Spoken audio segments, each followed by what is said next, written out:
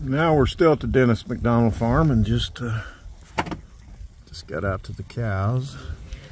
Eddie's water tank, portable water array set up. Dennis is a little unusual. He doesn't use gates. He just puts a prop under electric wire and lifts it up.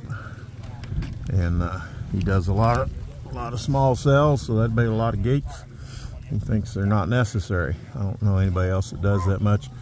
Dennis talked about wintering these cows and wintered them on up till the 1st of April. He had fed 90 bales to about 300 animal units, I think, with calves and yearlings and everything. But he's now fed a bale a day all through April, and as you can see down there, he just unrolls just a little bit of hay. So they're getting this grass. He said he was turning them into about 5 acres. So they're getting this grass. And Dennis fall calves mostly, so these cows got all calves on them. And he has his hay already rolled out.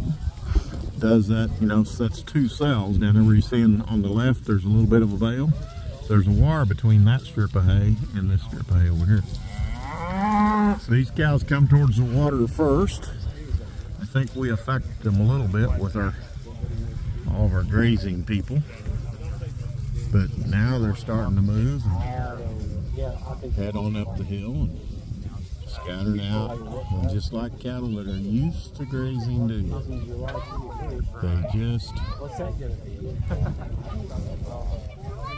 they pan out and they get their head down. They don't do a lot of walking. They'll go find their predator. Dennis also has chestnut trees along his fences. They're inside those protectors there. So he's growing chestnut trees for the future. It's gonna make windbreaks and evidently maybe some shade, I don't know. But beautiful, beautiful land up here at Galt. Again, this is Green Hills Farm Project Group, GHF.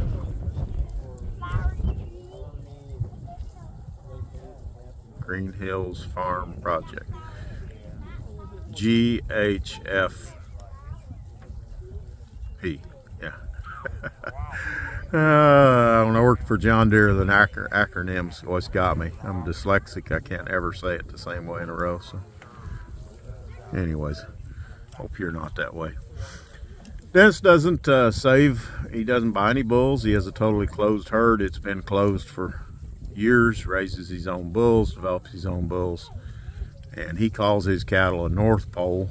They have some of the same genetics in them as a South Pole cattle, but he's far enough north, getting up towards Iowa, that he dropped out a little bit of the southern genetics. And still a pretty moderate framed animal, trying to get in that 2 to 3 and have the ability to finish on grass. As you can see, those fall calves look pretty good to be wintered on hardly any hay. So Dennis is going to start talking here, and everybody will gather around. And he's very good if people ask questions.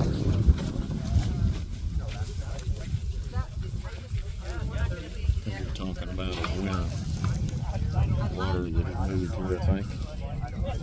He's been experimenting a little bit on putting some covers over his waters to make them a little more freeze-proof, trouble-free. Dennis's cattle move 365 days out of the year, so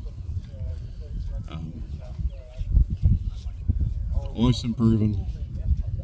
Been doing this for over 40 years. So Dennis McDonald, Galt, Missouri. A great wealth of information. If you want to become part of our Green Hills Farm Project Group, it's $20 a year to be a member, and you get to come and rub elbows and ask questions with, you know, Dennis McDonald and Alan Powell and the Coleman family and Greg Judy. So, Northwest Missouri, where grazing has been going on for a long time, Virginity ranching. Hail from Natural Grandma. 2 years old. I wish you were having this great day. I'm going to be quiet so I can listen to this. Calving, we were breeding as 2s and calving as 3s. So I thought, well, we'll see if we made any genetic progress in last. So I started putting the bull in with my yearling heifer. And last 2 years,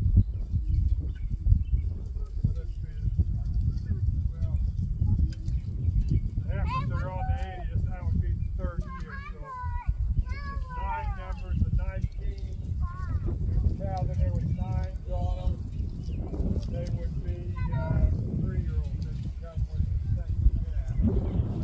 And they did the tags change on the bull numbers.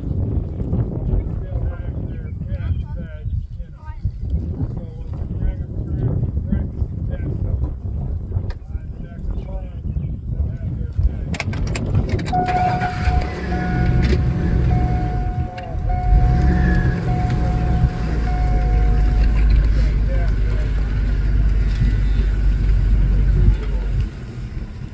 What I found out is, and I only breed for like 21 days or 22 days, because there's no sense dragging this thing out.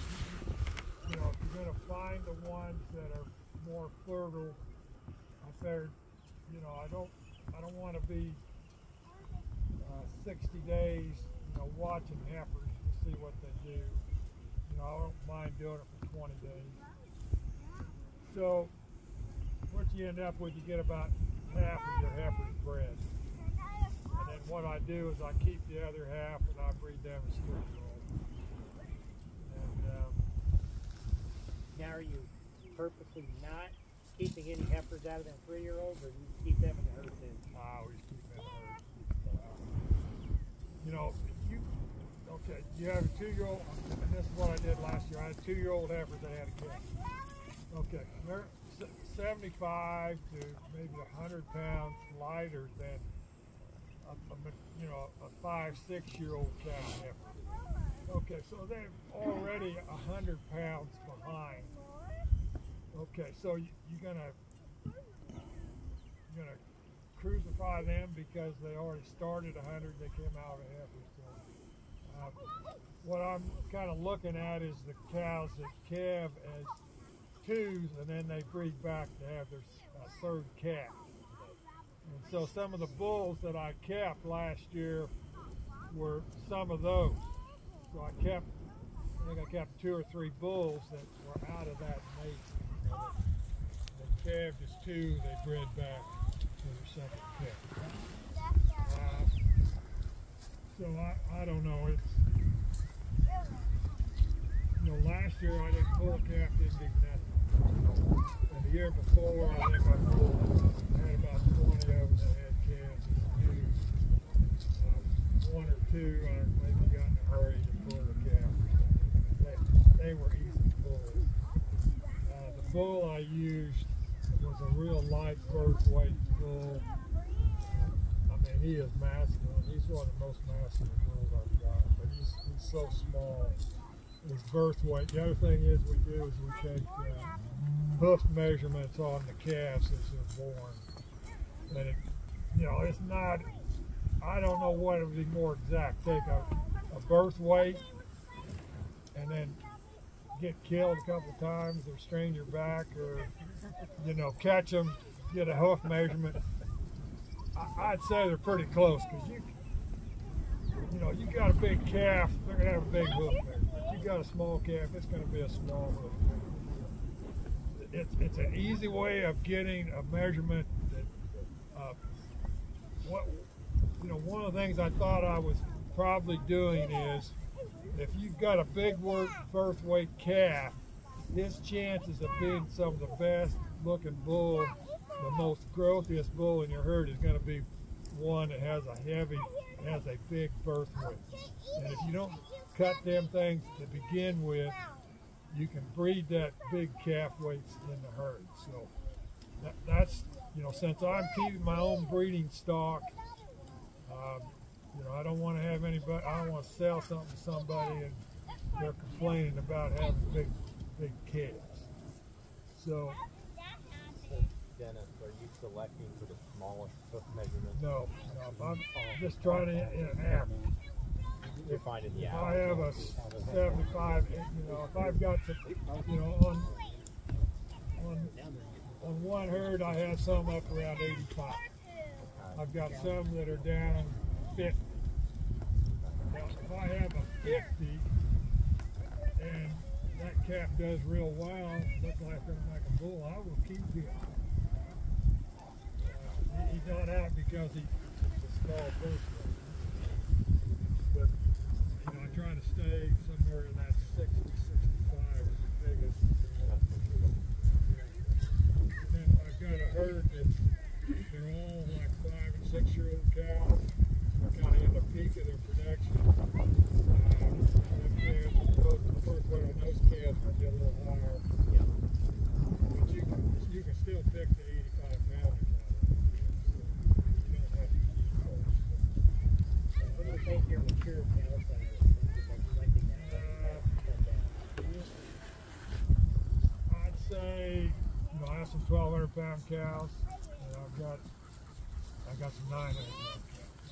So I'd say they're around an average mature cow is right at 11. And another thing, it depends on when you weigh them. If you weigh them here in April, they're all 1,000 pound cows. You weigh them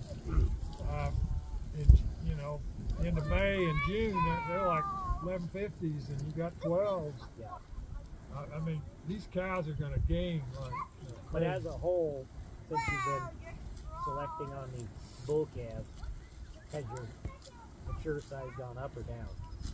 Well, when you start line breeding, you cut, in a way, you suppress the size of the hen. When you cross them out, the neighbor's bull got in with my cows a couple of years ago. And I was trying to get rid of this black heifer. She's about a foot taller than the rest of them. Now, I got her because nobody else would take her. Yeah, but she's about a foot taller than the other one. I thought, how long this one? And she was running with the bull, and so we lutealized. I lutealized. I said, okay, keep her. I guess I would if she's pregnant and I don't get the calf out of her. I'll probably keep her because I guess I'll wait till she falls out. And it's the last, I guess, 2 or 3 years, we've seen about a 50-50 mix from the bull we've gotten from them as far as steers and heifers. Before that, we were a little heifer heavy. Have you kind of watched what you have each year and measured that in? It's usually not too far out. You might be 40, 60. Yeah. And usually, pretty much, it's not a 50. It might be 1 year. Have a few more heifers. It doesn't change. It's not like 30% of them are heifers. 70%. So the calves are just working first of this week. So these are smaller. I think the biggest steer calves in here weigh 4. I would say. A lot of them are right at 3, but they'll gain 2 pounds a day or more. Once we kind of get them on grass. Part of this on the weighing cows too. These are all full of calves, and if the cow is doing the right kind of a job, she's taking a lot of that fat off her back during the winter and put it on the calf. And she's going to put it right back on the next 2 months. So that's probably at least 100 pounds. I really think on the better cows, it'll be more like 150. Yeah, this is right at the worst time of the year on cows. They'll look the worst right now. They're the worst right now. And if you want to go look at manure and see what I did to the place, you got to walk over and see what it is. I don't know what it is. Hello?